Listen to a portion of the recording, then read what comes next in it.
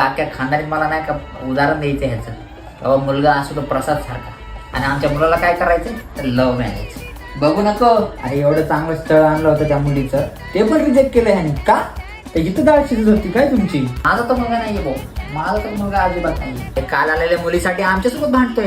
हा अरे आम्ही एक टाइमचं खाऊन 3 टाइमचं ह्यांना खायला घातलं, तेव्हा नाही कुठं आजी झालं आणि आमच्यासोबतच भांडतोय.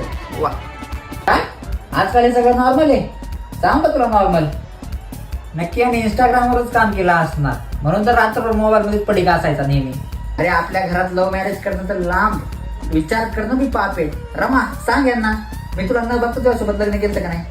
काल ते शेजारचे काका म्हणत होते आजकालची पोरं कोणाची ऐकत नाही, स्वतःच्याच मनात चालवत्यात, लव्ह मॅरेज करतात. आता त्यांना काय सांगू, आमच्या घरातलाच आमचा मुलगा लव्ह मॅरेज करायला निघालाय. काय तोंड दाखवलं त्यांना मी, काय इज्जत राहील माझी? सगळे म्हणत होते पोरावर लक्ष ठेवा, उद्या काही कमी जास्त होईल. मी त्यांना म्हणलं हे बघा मला माझ्या पोरावर पूर्ण विश्वास आहे, तो असं काही करणार नाही. आता त्यांना काय सांगू, ह्याला लव्ह मॅरेज करायचंय.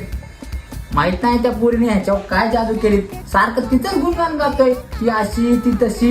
हा आम्ही केलेले उपकार विसरलो का? हा काय बघतो, घालू का तुला तोडून होतं.